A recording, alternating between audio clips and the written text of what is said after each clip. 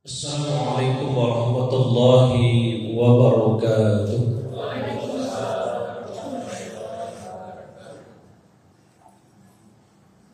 Alhamdulillahilladzi anzala as-sakinata fi qulubil mu'minin liyazdadu imanan ma'a imanihim. Asyhadu an la ilaha illallah wa asyhadu anna Muhammadan 'abduhu wa rasuluh sallallahu alaihi wasallam la nabiyya ba'da amma ba'd.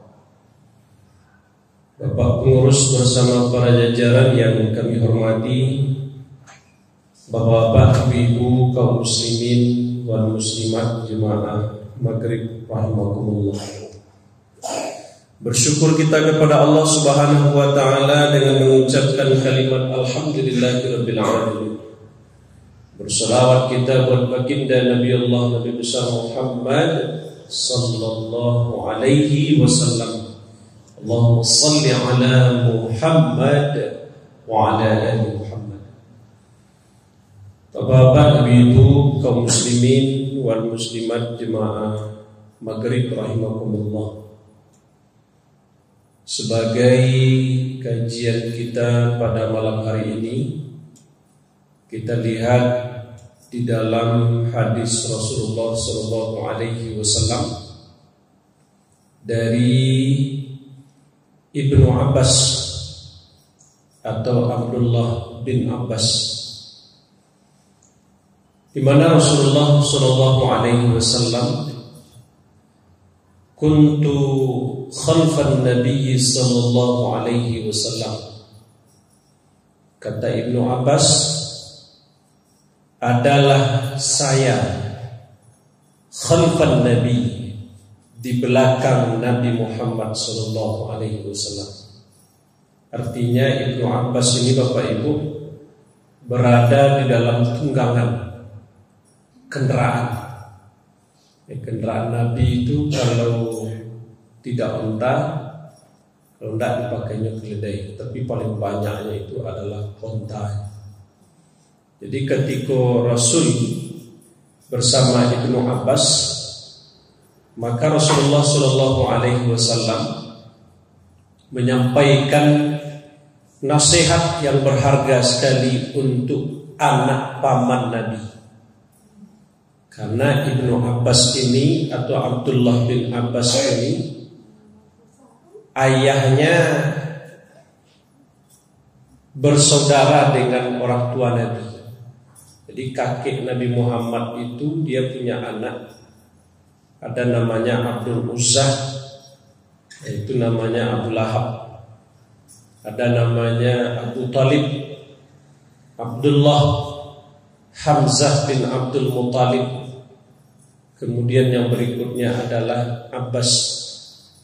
Abbas ini punya anak, namanya adalah Abdullah.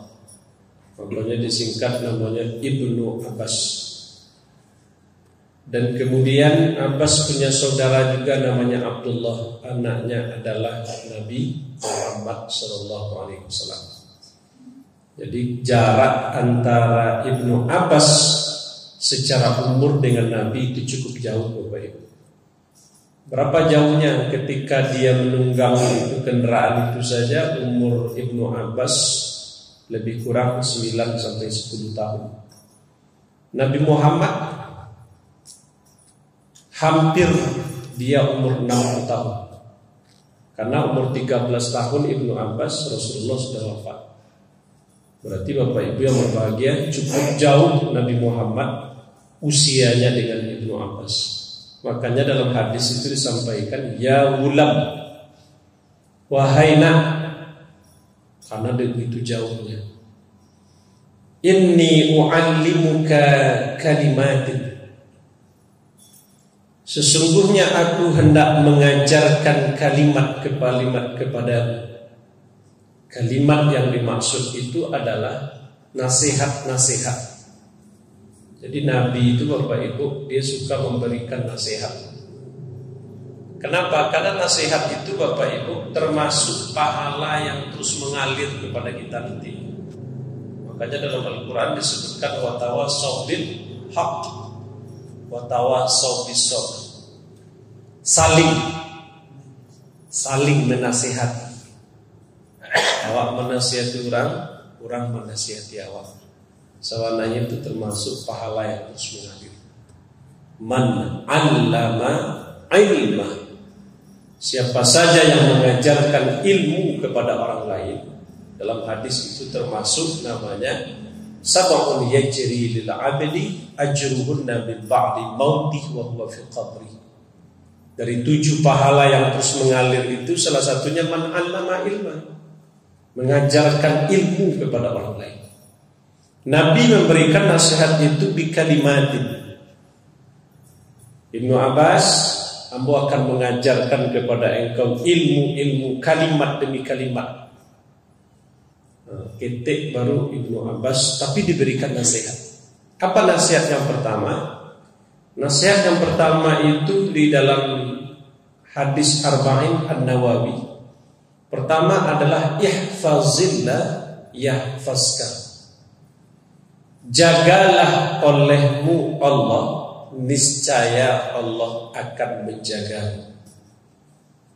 Anak yang berusia 9 sampai 10 tahun, tapi kalimat yang disampaikan Rasul itu bukan tertuju langsung kepada kalimat, tapi dalam bentuk penajaman nasihat. Jaga olehmu wahai Ibnu Abbas, Allah akan menjaga. Jadi kalau anak kini disebutkan kalimat itu Bapak Ibu, pasti dia akan mengatakan bagaimana cara kita menjaga Allah. Tak mungkinlah kiranya kita menjaga Allah, mestinya Allah yang menjaga kita. Tapi apa makna yang disampaikan Nabi? Jagalah Allah, niscaya Allah menjaga. Bukan zat Allah itu yang dijaga Bapak Ibu, bukan Allah itu yang dijaga Bapak Ibu, tapi yang dijaga itu pertama ketentuan-ketentuan hukum yang telah ditetapkan Allah. Bagaimana caranya kita untuk mentaati perintah-perintah Allah? Jangan sampai keluar kita dari zonanya, jangan sampai keluar kita dari ketentuan Allah. Kadang-kadang Bapak Ibu Allah sudah buat aturan. Ko yang mau deko, ko mau deko, ko namanya ko. Jangan sampai dibolak-balik. Sampai kapanpun Bapak Ibu, yang haram tetap haram. Yang halal itu dia akan halal terus. Karena Rasul katakan yang halal itu jelas, yang haram itu jelas. Makanya jangan dicampur-campurkan. Contoh sih Bapak Ibu, masih ragu sih orang dalam masyarakat. Apa contohnya? Masalah anak yatim. Nah, ini Bapak Ibu Allah sudah sampaikan. Apa kata Allah dalam Al-Quran? Ara'aital ladzi yukadzibu bid-din, kata Allah. Kata Allah, lihat tahu. Lihat enak engkau melihat, kata Allah kepada Nabi Muhammad, orang yang sebagai bidin, yukadzibu bid-din, mereka sebagai orang yang pendusta dalam agama. Siapa orang yang pendusta dalam agama? Fazalikal ladzi yad'ul yatim. Berarti Allah cuma menyampaikan yatim. Yatim itu apa? Hilang nafkah. Nafkah dari ayah, bapaknya sudah mati. Tapi Bapak Ibu, orang buat itu kesimpulannya nih. Dan anak yatimku sampai SMA. Sampai bila anak yatim sampai SMA? Siapa yang mengatakan demikian anak yatim sampai SMA? Kan tidak ada Rasul yang kata. Nabi yang mengatakan anak yatim itu la yujma ba'dal ihtilam, kata Rasul. Tidak ada yatim setelah dia ihtilam, setelah dia baligh. Berarti kalau sudah baligh itu anak yatim gitu Bapak. Sebab kalau lah baligh anak yatim sih itu banyak apa-apa mengaku anak yatim. Kecilnya mau anak yatim lu Ustaz. Itu Nabi yang mengatakan Bapak Ibu. Riwayat Baihaqi, la yujma ba'da ihtilam. Tidak ada yatim lagi setelah dia baligh. Pasti akan menjadi pertanyaan di tengah masyarakat. Anak kami SMP ustaznya lah baligh, anak kami SMA ustaznya lah baligh. Tapi kalau tidak dapat kami harta anak yatim juga kami sekolahkan. Kemudian wak sampai hadis modeko, kemudian dia tidak menerima lagi. Zalim apa baik? Kenapa zalim? Karena membiarkan orang miskin. Dia tidak nak yatim lagi tapi statusnya miskin. Berarti harta dia itu bukan dari harta anak yatim lagi, tapi daripada du'afa, dari fakir miskin. Walaupun nominalnya itu nanti sama dengan anak yatim, tak masalah. Yang penting jangan diambilkan dari harta anak yatim. Kadang-kadang itu Bapak Ibu, kadang-kadang dipaksakan untuk dia menjadi yatim. Berarti memakan harta anak yatim secara zulma, maka sesungguhnya mereka itu telah memasukkan bara api neraka ke dalam perutnya. Wasaya selauna sa'ira, mereka akan dicampakkan ke dalam api yang bergejolak. Aku dalam masyarakat Bapak Ibu, kadang-kadang sudah hampir dekat ke hari raya Idul Adha Fitri, keluar harta anak yatim. Sebetulnya kasihan juga Bapak Ibu, anak yatim makan sekali setahun. Padahal Bapak Ibu yang berbahagia, anak yatim ini dia butuh tiap bulan makan. Kamu lihat di satu tempat sekali para penyerang harta anak yatim sekali sebulan. Walaupun 150 aja dapat itu yang kami bisa. Tapi katanya tetap bertambah terus. Karena harta anak yatim itu jangan ditahan-tahannya sampai setahun. Karena mesti diberikan, kalau tidak sekali sebulan, sekali 2 bulan. Karena ada orang kan kadang-kadang Bapak Ibu sekali setahun diberikan dengan alasan seketik dapatnya. Biarlah Bapak Ibu ketimbang tahan-tahan. Jadi Bapak Ibu yang berbahagia, harta anak yatim diserahkan kepada anak yatim. Harta anak yang kehilangan bapak yang sudah meninggal tapi dia sudah ihtilam, sudah balik, berarti harta itu bukan dari anak yatim, tapi dari fakir miskin. Berarti nyepas Bapak Ibu. Bahwa kadang-kadang dia berhukum sendiri Bapak Ibu. Sampai anak salah yatim, dia tidak punya layak turun gitu Bapak Ibu. Itu perlu menjadi renungan Bapak Ibu. Ketentuan sudah dibuat oleh Allah dan Rasul, tapi wak langgar sih kadang-kadang. Nabi kan katakan, la yutma ba'da ihtilam, kata Nabi, tidak ada yatim setelah orang itu balik. Setelahnya lah berubah status dari anak-anak mungkin menjadi remaja. Jadi Bapak Ibu yang berbahagia, itu satu yang mesti kita perhatikan. Jangan sampai awak nanti awak memang memberikan harta anak yatim tapi tidak sesuai lagi kepada ketentuannya. Dulu ada Bapak Ibu menjadi calon anak yatim. Dulu calon anak yatim, kalau calon anak yatim dikumpulkan anak yatim, kemudian berapa orang? 20 orang. Dan 20 orang itu dikecil. Kok kalau dapat piti 1 juta, lagi yang mau piti 150 orang. Ado itu, ado. Hampir diproses dulu Bapak Ibu. Karena ini dia tidak mengerti dengan harta anak yatim. Innal ladzina ya'kuluna amwalal yatama zulman innama ya'kuluna fi butunihim nar wa sayaslawna sa'ira. Sesungguhnya orang-orang yang memakan harta anak yatim secara zalim, innama ya'kulu, sesungguhnya mereka itu memakan apa yang dimakan di Bapak Ibu? Memakan api neraka. Nama ya'kuluna fi butunihim nar, masukkan ke dalam perutnya api neraka. Wasaya selauna sa'ira, campaan juga ke dalam neraka. Nah, makanya perlu awak mau hati-hati Bapak Ibu. Bagaimana dengan piatu? Piatu dia sampai Ustaz lebih parah piatu daripada yatim. Kecek siapa? Kecek siapa Bapak Ibu? Kan itu pun kalau parah itu kan berarti kasus yang terjadi pada diri keluarganya. Karena kalau piatu ini tak lumpuh Bapak Ibu, ekonomi berjalan terus. Pak Ustaz, kayaknya tinggal di apa itu menjawab besok di akhirat. Pak itu menjawab. Tapi kalau yatim itu tanggung jawab bukan bundanya, bukan ibunya, tanggung jawab umat. Tapi kalau piatu bukan tanggung jawab umat. Kecuali piatu itu bapaknya itu miskin, berarti statusnya itu miskin. Bukan diambilkan dari harta anak yatim. Kalau yatim itu Bapak Ibu mata pencariannya lalu lumpuh satu. Karena yang mencari nafkah itu bukan perempuan, mencari nafkah itu laki-laki. Nah, kalau meninggal suami Bapak Ibu, meninggal suami, siapa yang membiayai perempuan ini Bapak Ibu? Siapa yang membiayai Bapak Ibu? Hah? Inyo sendiri. Bapak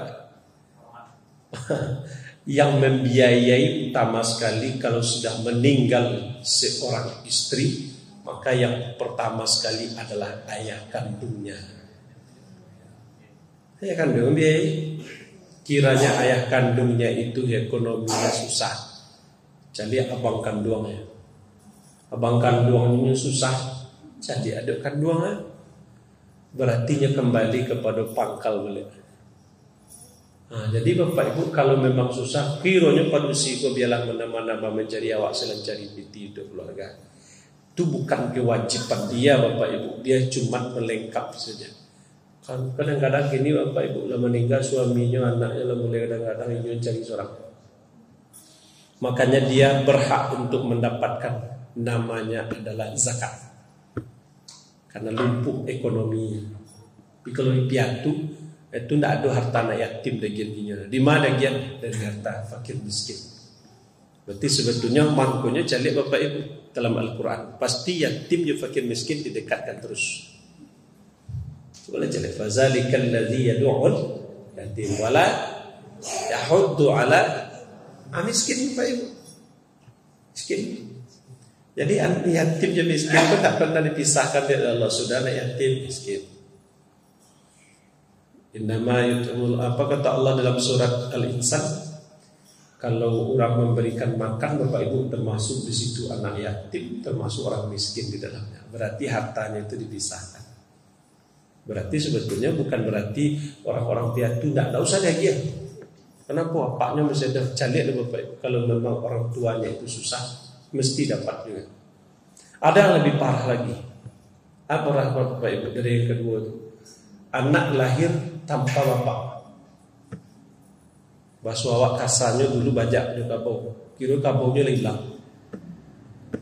Sudah dihamili anak orang itu payahnya lari. Akhirnya lahirlah anak itu. Anak yang seperti ini perlu juga untuk menjadi acuan kita Bapak Ibu. Dia orang kan tidak kecil. Kalau anak itu anak haram, yang haram itu bukan anaknya Bapak Ibu. Haramnya bapak. Itu perlu jadi perhatian. Kok ada di tengah masyarakat udah itu. Dia tidak punya bapak. Aku perlu jadi Bapak Ibu. Ini tidak ingin lo idik pada itu Bapak Ibu. Mungkin kalau tahunya idik pada itu mungkin tidak lagi ke dunia. Perlu jadi perhatian kita Bapak Ibu.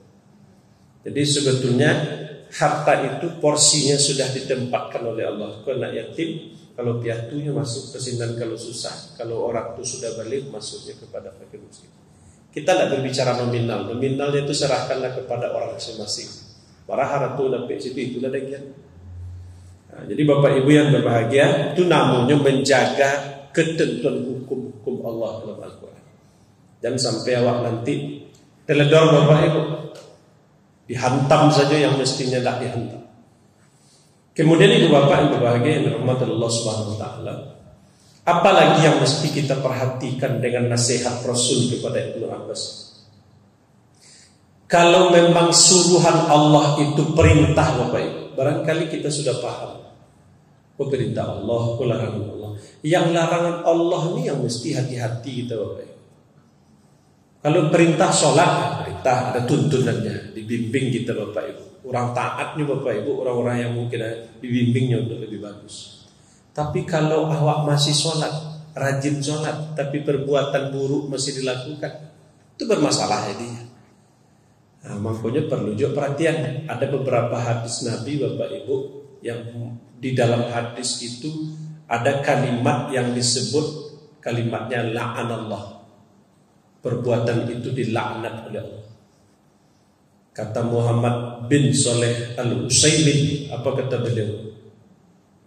Kullu zambin kanat uqubatuhu la'nata fahuwa min kaba'iriz dzunub. Setiap dosa ada dalam dosa itu uqubatun, kedurhakaan dan laknat Allah. Dosa yang mengandung durhaka di dalamnya dan kelaknat-laknat dari Allah, ada laknat di dalamnya. Fahuwa min kaba'iriz dzunub. Dia dipandang sebagai dosa kabair, sebagai dosa besar. Jadi kalau ada Nabi menyampaikan, Al-Quran menyebutkan di mereka adalah dilaknat oleh Allah, berarti sedang melakukan dosa gadang. Yang main-main dengan kalimat laknat. Apa kalimat laknat yang pertama yang disampaikan? Pertama, Rasul menyebutkan man zalama qaida sibri, siapa saja yang zalim. Zalim yang dimaksud hadis itu Bapak Ibu bisa jadi menipu, bisa jadi mencuri, bisa jadi mafia. Karena di situ yang dituju zalim itu maksudnya kata Nabi qaida sibri. Dia zalim dalam bentuk mengambil hak orang lain. Dalam apa? Dia mengambil tanah orang lain. Bara diambilnya tanah orang Bapak Ibu. Tanah itu bukan tanah yang untuk segenggam itu, memindahkan patok-patok tanah. Kata Nabi sibrin, sejengkal. Jadi kalau ada orang menabe-nabe di para apa ya, dicaliaknya orang sekeliling, tidak disekitar. Nak perlu sehektar lah kata Nabi, sejengkal saja. Tuwiqahum min sab'i ardin. Nanti orang-orang yang mode memindah sepatok-patok tanah itu panjang-panjang tanah orang. Di besok diambil tanah sedalam 7 lapis bumi, dikalungkan ke leher. Dikalungkan dia Bapak Ibu. Jadi kalau ada orang nangkai mambiak tanah orang kini kecil sekinya, cuba jujung tanah agak 1 kilo sehari. Jujung saya taruh jalan ke lapen Bapak Ibu, kabin saya ke balu. Lalu jujung, bau 2 jujung, solat jujung, tak tahu ada usahanya. Kalau yang dijujung dan dikalungkan besok itu 7 lapis bumi. Kalau sejengkalnya ambil, kasih di sini sejengkal, berarti parameter kasinan diambil. Itu nanti dikalungkan diambil 7 lapis bumi itu dikalungkan ke leher. Para zolimnya manusia itu Bapak Ibu. Kini disebut dengan mafia tanah. Mafia Bapak Ibu. Jadi suku mengambil tanah orang lain. Dan cucu buah ambil tanah Bapak Ibu, diancam dengan. Zolama itu apa?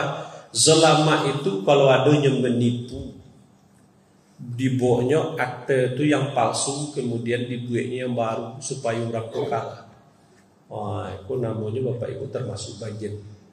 Adalah macam-macam sebutannya ke situ, termasuk ya qaidah sibri. Yang nggak punya waktu jangan ambil tanah. Bapak Ibu bisa jadi tanah yang kita ambil itu besok tanah yang lain berang pas mati yuk diapi di tanah. Kecil bumi, engkau dulu rakus di tanah, kini lalu mana dalam tanah dia boimpi lagi, tak talok lagi. Itu perbuatan itu dalam hadis dilaknat oleh Allah Subhanahu Wa Taala. Dan sampai serakah. Kemudian apa lagi kata Rasulullah? Rasul katakan yang dilaknat itu adalah an-naihah mustami'ah. An-naihah itu yang dilaknat apa? Orang yang meratapi jenazah. Berarti meratapi jenazah beliau baik. Yang boleh itu menangisi. Apa bedanya ratap dan tangis? Kalau meratapi itu identiknya itu merawah-rawah, membenturkan kepala ke dinding, merobek-robek baju, berteriak-teriak, itu meratap. Itu perbuatan itu dilaknat kata Rasul. Tidak boleh. Menangis itu biasa. Kenapa? Karena Nabi itu dulu menangis. Siapa yang tangisnya? Anaknya Ibrahim. Meninggal anak Nabi, menangis dia. Jadi kalau ibu bapak yang berbahagia meninggal keluarga kita, menangis itu biasa. Kadang-kadang itu adalah bapak, bapak nak nangis pak, kamu sabar. Sebenarnya tidak sabar Bapak Ibu, sudah ada yang menunggu. Itu sebenarnya kecil sabar. Tidak ada itu. Sebenarnya kalau tidak menangis Bapak Ibu jadi tertanya. Menangis itu merupakan bentuk kita sebagai manusia. Kecintaan kepada manusia ini memang Bapak Ibu tidak sanggup. Pak ada lah kecil ustaz awak kiai awak. Kalau berhadapan dengan itu Bapak Ibu, Memang kita, disitulah masuknya nanti. Awak menasihati orang, besok kita akan dinasihati oleh orang lain. Jadi Bapak Ibu yang berbahagia, itu namanya tidak boleh awak dilaknat demikian. Apalagi perbuatan yang dilaknat oleh Allah. Mutasyabbihina minar rijal bin nisa. Mutasyabbihati minan nisa bir rijal. Dan menyerupai. Mutasyabbihi itu menyerupai. Ayam diserupai, laki-laki menyerupai padusi. Padusi menyerupai laki-laki, jangan Bapak Ibu. Kadang-kadang menyerupai itu tidak boleh. Saya lihat lagi ni, kalau di gue acara kan acara 17 Agustus petang enggak tertahan sedek. Dek hujan lah be. Nyebut acara hari Minggu besok. Di musyawarah lah, di kantor di lurah, mau di pos-pos. Apa acara besok? Besok acara awak juga meriah lah sekete tu. Suruh pak pakai baju daster. Untuk main bola. Pak suruhnya pakai baju daster main bola, pakai jilbab. Itu dimintanya dek suami ibu ke rumah. Dia ada baju daster itu, ada dah pakai baju daster main bola besok. Doakan saja deh ibu, ya Allah, janjian sunnah suami ibu bencong. Kalau ada yang boleh itu, tak usah. Mutasyabbihi kata Rasulullah. Jadi acara 17 Agustus itu Bapak Ibu, kan itu yang disebutkan atas berkat rahmat Allah. Tidak syuhada yang hebat, tapi ikut campur tangannya Allah merebut kemerdekaan. Tidak hebat syuhada Bapak Ibu kalau tidak atas berkat rahmat Allah, tidak kawan. Nah kini isi kemerdekaan itu dengan duit model itu. Gerak jalan ditampilkan gerak jalan orang bencong saja. Maaf mengecek, aksesoris padusi. Mulai dari depannya ke bawahnya, seluruhnya, kok pantatnya lurui daging yang kau membuat aku. Aku nak mudi. Itu galak-galak orang seluruhnya. Itu ditampilkan, dijawabnya Bapak Ibu. Kecek orang. Ini kan hiburan. Habis itu kecil Allah didatangkan bencana. Kecil Allah, kau bencana mah kecil Allah. Ini sebenarnya jangan dibuat. Karena dibuat permainan itu jangan menyelisih. Oh pacu karung kan tak ada orang melarang. Ada tak dalam hadis pacu karung dilarang? Kan ada. Banyak untuk membuat kecerdasan anak bangsa itu banyak. Kadang-kadang dunia kini orang memperingati 17 Agustus kadang-kadang untuk duniawi saja. Ambo cerita je orang-orang lelah pernah berjuang Bapak Ibu. Cerita ambo kecil. Dulu ambo lari ke hutan, cara masak nasi je, ndak jo kompor. Ba caranya Pak kecil. Ambil singlet waktu lelah kumua, ambil bare masukkan ke dalam tanah, dipacian sama niro. Dimasukkan ke dalam tanah, tunggu timbun sama tanah. Beberapa saat berikutnya masak. Begitu ya.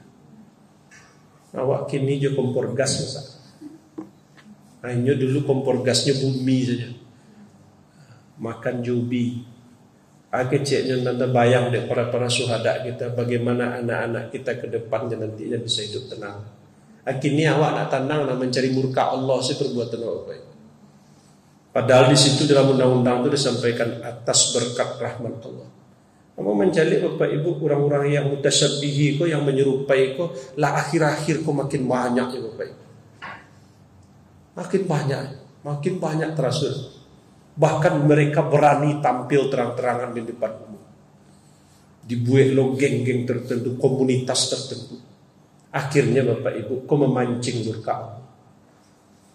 Itu kan memancing Bapak Ibu. Itu namanya menyerupai mutasyabbihin minar rijal bin nisa, mutasyabbihati minan nisa bir rijal. Jangan sampai dipancing murka Allah dengan perbuatan demikian. Inilah yang ditekankan oleh Allah kepada Lut dahulunya. Apa kata Allah? Wahai Lut, alun pernah terjadi umat-umat sebelum engkau ni Lut. Lun pernah ada umat sebelum engkau yang model. Apa itu LGBT? Lun pernah ada. Tapi di zaman di umat engkau lah adanya model itu. Lihatlah murka Allah Bapak Ibu. Diporak-porandakan negeri Sodom itu Bapak Ibu. Disuruh aja berangkatlah engkau ke tempat lain wahai Lut. Baru saja langkah terakhirnya meninggalkan negeri Sodom. Datang getaran hebat Bapak Ibu. Balian. Kalau wak cerita Nabi Lut Bapak Ibu, Adam, Idris, Nuh, Hud, Soleh, Ibrahim, Lut. 7 Nabi nanti apa 7. Nggak usah jauh-jauh sama dia itu. Kota Pompai di Itali diporak-porandakan oleh Allah. Kota Pompai Bapak Ibu. Orang-orang yang sesama jenis itu hancurkan oleh Allah.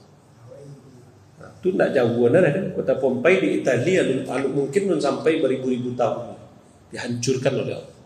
Karena negeri itulah banyak melakukan maksiat. Maksiat keterkaitan dengan azab. Kalau ada orang mengejar, tak mungkin Ustaz, itu ujian Allah. Ujian Allah itu bagi orang beriman. Karena di dalam itu Bapak Ibu, kalau ada maksiat banyak kemudian dibiarkan saja, datanglah bencana. Orang yang elok pasti mati ya. Kalau di situ itu Bapak Ibu tidak pilih-pilih lah. Oh, orang jahat semati. Nah, orang elok, orang buruk, dia tetap dapat jatah. Kalau nanti dibangkitkan berdasarkan kebiasaannya dulu. Jadi jangan sampai dipancing-pancing murka Allah Bapak Ibu. Banyak. Kalau baca lihat. Mulai dari syahwat. Heran baca lihat Bapak Ibu. Incest. Melakukan hubungan dengan tidak orang jauh ada Pak. Anak orang tua sampai melahirkan orang tua dengan dari anak. Mulai dari syahwat. Syahwat itu termasuk LGBT dalamnya. Mau zina, mau apapun termasuk. Makanya Allah memberikan ancaman hebat. Zina itu kan ada muhsan dan ghairu muhsan. Ada orang yang sudah menikah, ada yang belum menikah masih bujangan. Jadi ancaman dalam Al-Quran. Kalau orang yang belum menikah, derah. Jilid 100 kali derah. Kiranya pas nan kasrati matinya. Mati. Kiranya kalau orang yang derah, Bapak Ibu lempar. 100 kali lemparan, kiranya pas 50 lemparan lah matinya. Lanjut terus ya, tidak boleh 101, tidak boleh 99. Apa yang dikatakan Allah? Mi'ata jaldah. 100 kali lemparan. Kalau laki-laki kok belum pernah menikah, padusi kok lah pernah menikah, oh berarti laki-laki kok di daerah yang kok rajam. Rajam itu sampai mati. Berarti barek hukuman berzina itu Bapak Ibu. Ada yang orang kini namanya selingkuh. Kan aneh Bapak Ibu. Dia namanya orang prostitusi. Prostitusi itu kalau dia kini lah online, prostitusi online, zina online, banyak yang dilakukan manusia dari seluruh lini dan sapu seluruh. Iko yang dikatakan perbuatan yang dilaknat berikutnya apa kata Rasulullah? La'anallah, dilaknat oleh Allah. Akilar riba, mukilahu, wa katibahu, wa syahidai, qalahum sawa. Nah itu dan banyak lagi nih. Yang memakan riba, yang penyetor riba, yang menulisnya, yang saksinya, qalahum sawa. Kata Nabi, mereka itu sama-sama dilaknat. Nah diganti lo nama riba Bapak Ibu, namanya bungo. Bungo kok kalau terbuka nama Bapak Ibu. Apa ya? Itu yang kini muncul lagi. Nyala sudah berkembang mekar dan makanya ada mekar namanya gini. Mekar tuh gini Bapak Ibu, ambo cerita jurang apa? Pakai apa Bapak Ibu? Pakai apa namanya? Perjanjian. Apa perjanjiannya? Wah, itu ya. Ambo galak mengatur Bapak Ibu. Sumpah, satu ketuhanan yang Maha Esa. Minjam apa begitu? Jangan begitu Pak, itu rusak. Minjam itu pahala Bapak. Meminjam itu pahala, tapi jangan dibuat-buat macam-macam yang lain. Dia orang macam-macam namanya Bapak Ibu. Padahal bungkusnya cie saja, riba. Lah dibuat usaha rancak-rancak hancur. Kenapa? Riba. Ada loh Bapak Ibu. Cobalah cek. Kalau Allah yang mengatakan, dah ambo yang mengeceknya. Apa kata Allah? Ambo akan memerangi riba, ambo akan membumi hanguskan riba dan menyuburkan sedekah. Sedekah disuburkan. Berarti orang kalau ada usaha banyak berzakat, bersedekah, subur dia. Kalau subur Bapak Ibu celana. Itu yang disebut berkembang, itunya. Itu yang disebut mekar, itunya. Tak dan sebaliknya lah. Akhirnya tak bapak ibu lagi nak mau rancak-rancak. Anak boleh kini mekar. Ibu bapak mungkin tak pernah badai mekar namun karena mekar berkembang. Menurut inyo. Padahal menurut Allah riba itu di bumi hanguskan. Masa ada percaya awak? Makanya Nabi menasihati Ibnu Abbas jaga hukum Allah, jangan dibalik-balikan. Makin ini diorang gini bapak ibu jawabnya satu saja. Kalau nak muda itu kami ustaz jual kami makan. Tanyalah bocah bapak ibu. Dulu orang tua-tua dulu 10 anaknya kok nak pernah minjam bekat? Mana tu jawab bapak ibu? Nak bisa lo jawab kan? Dulu baru bisa makannya.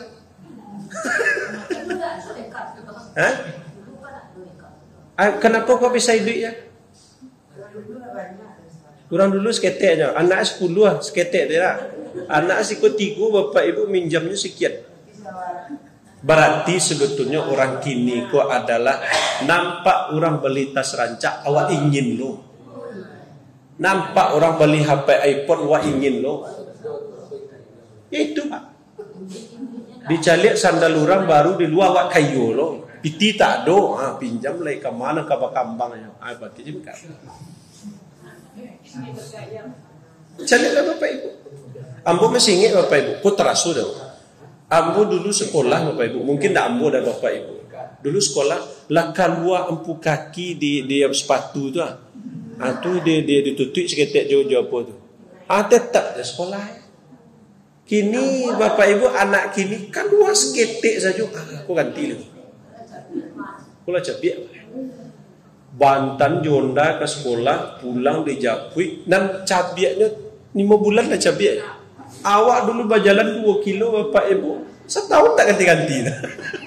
Berarti namanya pemberian orang tua itu berkah, itu dan berkah. Kadang-kadang jawab kini tu. Kalau nak itu kebaya kami cara lain. Itu sih jawab orang. Dulu pucuk Perancis dijualnya bergelar sarjana seluruhnya. Duduk orang tua datang tamu ke rumah. Cubalah ambil itu bapak. Nyecalik saya orang tua tu. Tu kecil mak. Tu pindah duduk. Kini yang bercubun kan nak. Bercalik. Ayah calik ya. Iya pak. Cubalah pak. Belajar ya. Ambo anak kalau datang tamu pak. Terletak makan di muka. Ambo masih ingat pesan orang tua. Kalau tamu datang. Awak kalamak banah. Biko. Pergi ke sinan dulu. Jangan didangan kecil orang tua. Nak orang tua kadang-kadang buat ketik-ketik dulu. Dulu anak ketik-ketik kan dipisah bapak ibu. Kau nyanyi anak-anak, kau album minggu. Dulu kamu itu pak. Kini anak itu nyanyinya nyanyi orang gadang. Ditampilannya di Istana Negara. Berarti bapak ibu goyang anak-anak gini sama je gurunya. Makanya jangan salah guru nak dihormati anak-anaknya sama goyangnya anak-anaknya. Karena guru dulu tu disegani bapak ibu. Disegani. Kini mandinya goyang je anak. Dulu mak sagan dah anak wak dari belakang. Sagan. Kini yang hilang bapak ibu. Sagan. Makanya itu di Minang dikatakan rarak kaliki dek binalu tumbuh serumpun je kayu kalek. Kok hilang raso je malu bak kayu juga bangabek. Raso hilang, malu hilang. Bak kayu ko nak dikabek lungga bangabek baserak. Anak tidak lagi dihormati oleh orang tua, tidak akan lagi dihormati oleh anak. Coba cari asal bunyi organ mandi. Jagolah apa yang jagolah Allah, niscaya Allah akan menjaga. Yang dikecil di Allah tu jago sih bapak ibu. Ketaatan awak hukum-hukum tu dijago saja. Kini bapak ibu mungkin yang dimasukkan ke dalam mulut kita memaaf mengecek dari sesuatu yang tak benar, itu berpengaruh terhadap jiwa kita bapak ibu. Jiwa wak. Cobalah cari. Makan wak. Ndak halal nih. Itulah berpengaruh tu bapak ibu. Yang dipengaruhinya solat, yang dipengaruhinya jiwa wak. Makanya ulama-ulama dulu tu bapak ibu, bayanglah begitu hati-hatinya. Di balinya roti bapak ibu, kamu pernah baca? Di balinya roti, itu dibawanya diambil di kadai itu ale untuk roti. Tu bertanya ulama, Iko roti ko yang ambo balik kan roti tadi nak. Ya. Kok anu ambo ambil tadi balik nak. Mode itunya menjago. Dawak ndak gini kan? Kalau dapat nak aku ambil macam lain aja tanpa tahu orang. Berapa wan cik? Ketiga ambil. Ada tanya jemaah dengan Pak sebelum bertutup. Agak cik jemaah. Ustaz, ambo dulu ketika sekolah SMP, Ustaz, ambo makan bakwan 3 mau kecen cik ke acara rumah bayi itu Ustaz. Orang je lah mati je. Itu tak apa sih banyak yang itu macam.